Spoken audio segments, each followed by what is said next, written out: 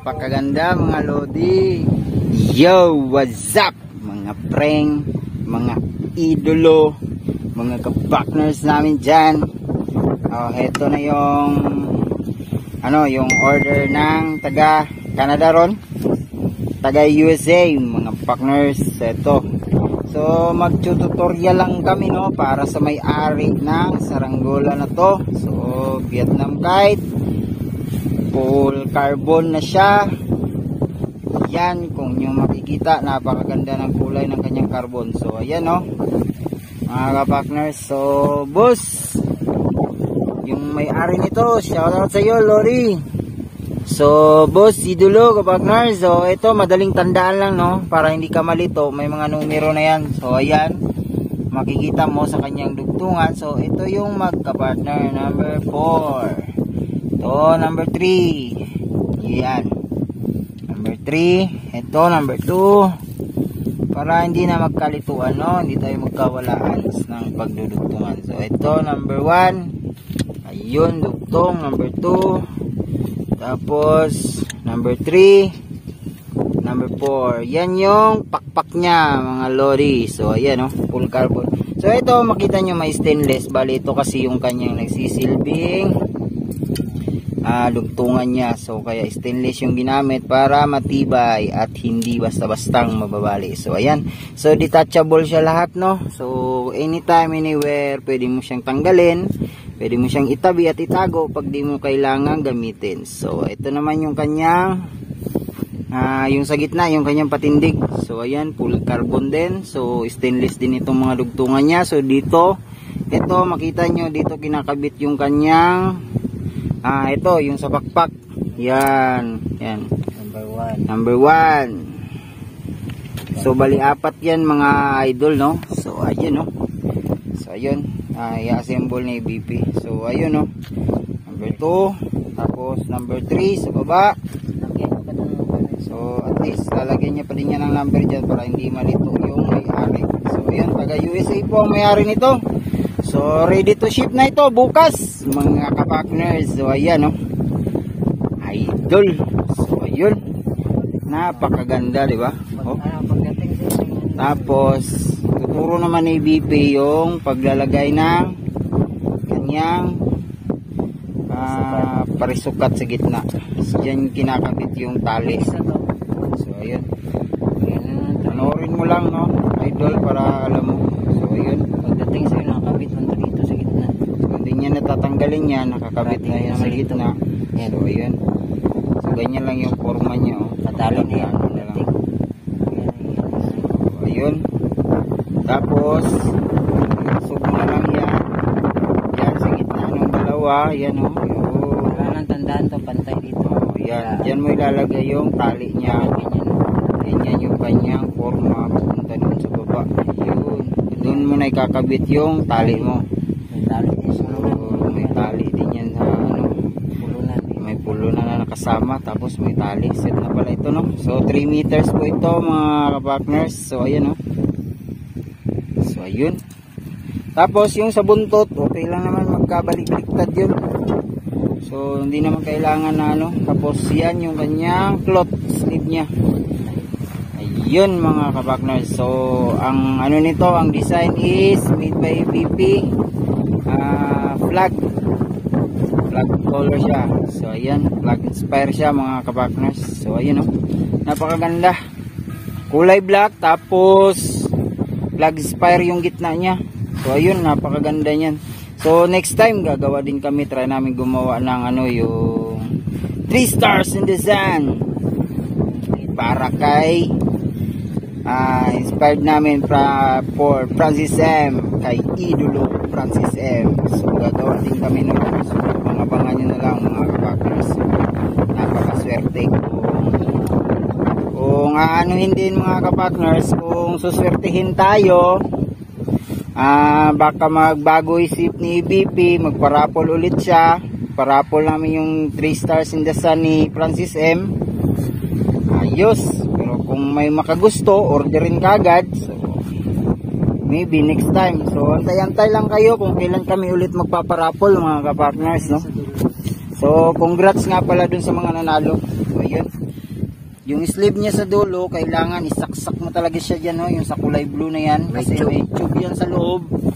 Bali yan yung magsisilbing lock niya sa loob para hindi mag-disalign.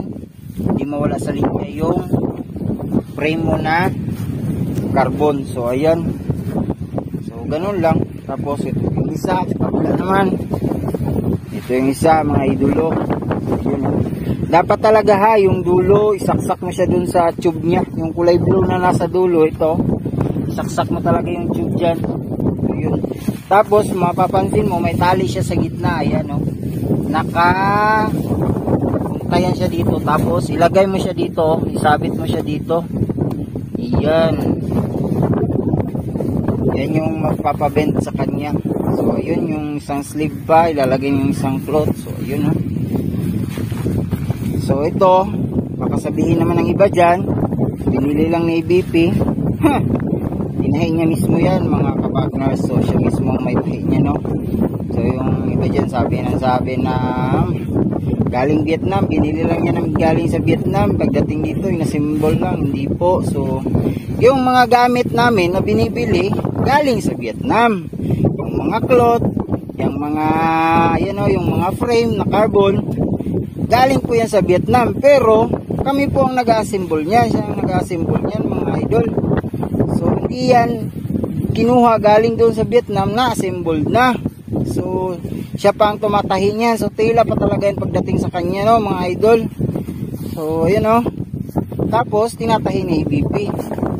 So yung iba, meron man din kami binibili na yung buo na yung cloth, natahi na yung cloth.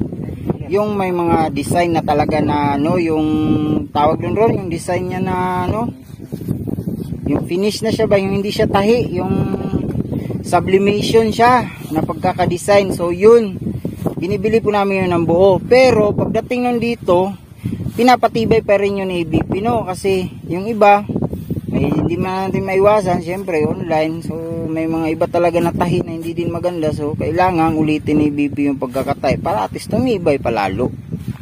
So yun, pero ito tahi niya po talaga ito mismo, no?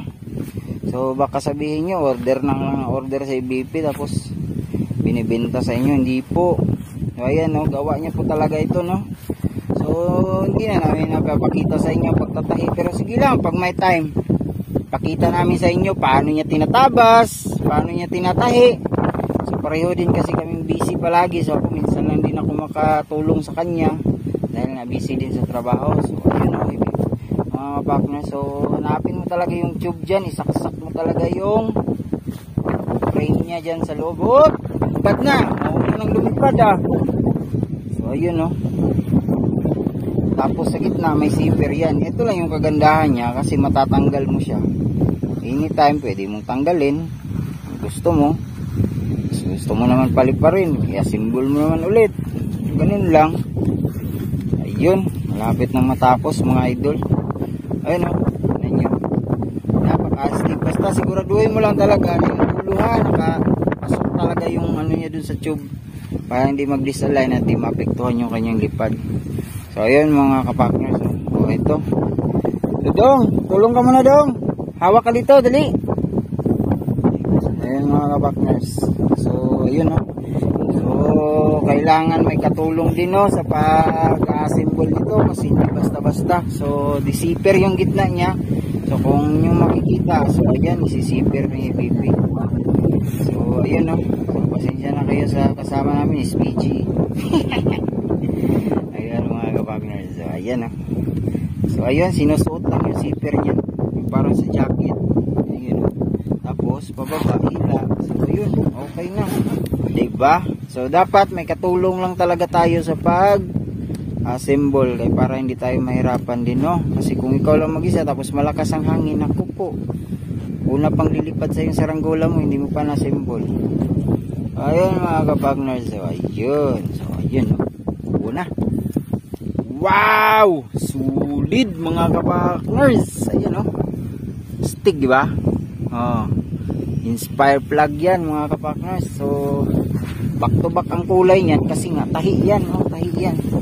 Tahi po yan, di po yan sublimation, oh, tahi yan. So si BP lang po yung tumatabas yan. Siya At gumagawa niyan mga ka-partners. Tayo, taga-vlog lang tayo na ABP. So ayan no. Sa mga gustong umorder dyan, just PM us on our Facebook page mga ka-partners. So keep on supporting. Sa mga bago pa lang dyan sa aming YouTube channel, please subscribe and click the notification bell. Mga ka-partners, narinig nyo ba yung sinabi ni BP? Pag umabot tayo ng 1,000 subscriber, magpaparapol sa ABP para sa isang subscriber na talagang maswerteng mananalo ng free Vietnam kite mga ka-partners. So ayun. Ito. Ayun idudugtong niya na dyan sa dulo. So ayun, medyo napasukan yata ng lupa yung dugtungan. So ayun mga ka-partners. So ayun. So ilalagay na ni ABP. So ayun napasukan ng balas yung ng dugtungan. So ayun mga ka-partners. So ilalagay niya na yung patindig ng buntot. So ayun yun, may star yung buntot niya sa gitna, kulay yellow, astig, di ba? So kung magpapa-customize kayo, kung kaya lang naman ni BP, why not? Pero medyo may kamahalan talaga mga ka-partners. So asaan nyo na? So quality naman yung gawa, hindi basta-bastang masisira. So ayun, lalo yung mga frame natin, sabihin na carbon lang yan, binili lang yan. Oo nga, binibili mo yung carbon, pero hindi naman basta-basta ang pag-assemble niyan. Kailangan mo talagang pagtibayin yan. Pag hindi mo pinatibay, wala, useless ang gawa mo.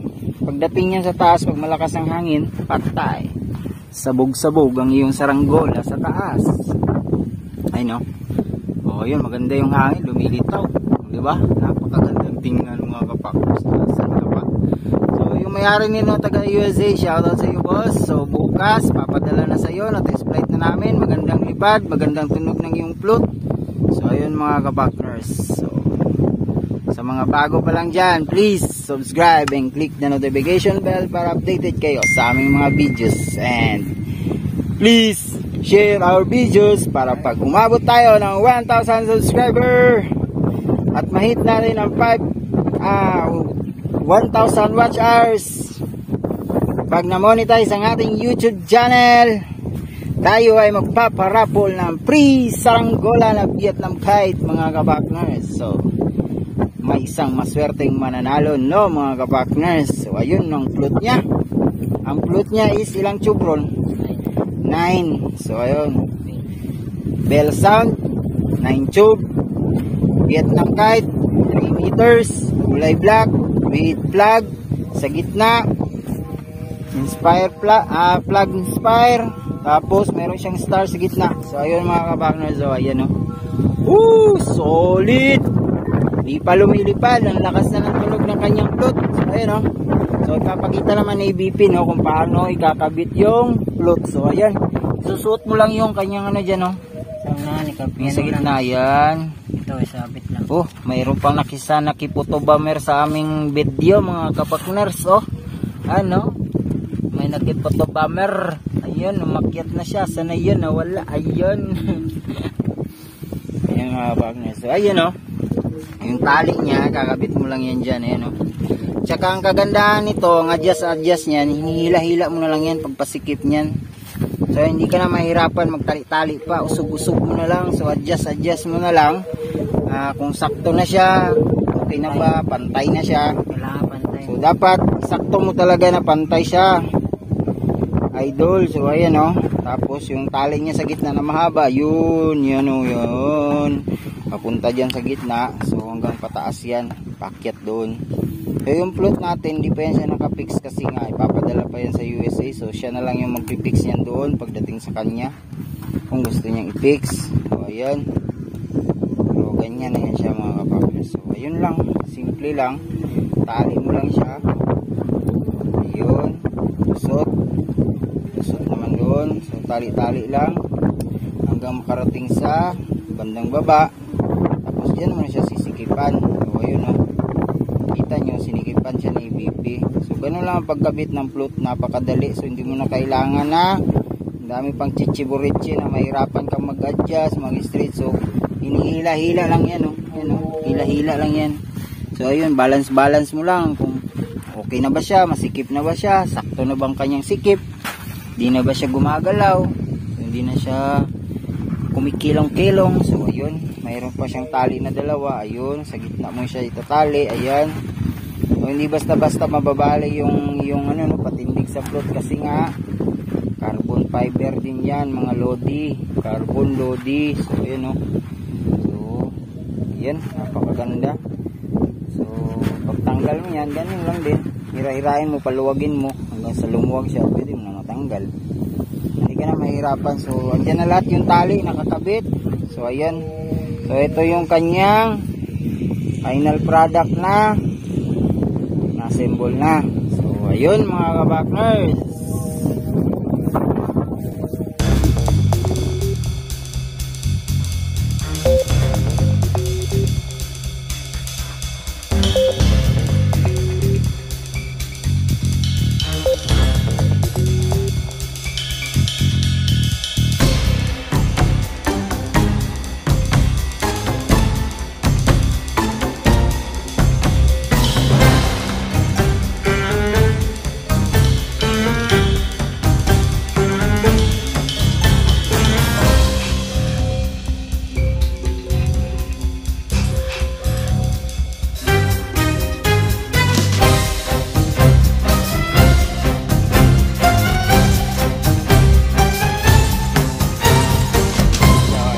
Partners, so hanggang dito na lang yung ating video. So panoorin nyo na lang yung kanyang paglipad, kadugtong ng video na to mga ka-partners. So hanggang dito na lang po muna tayo, no?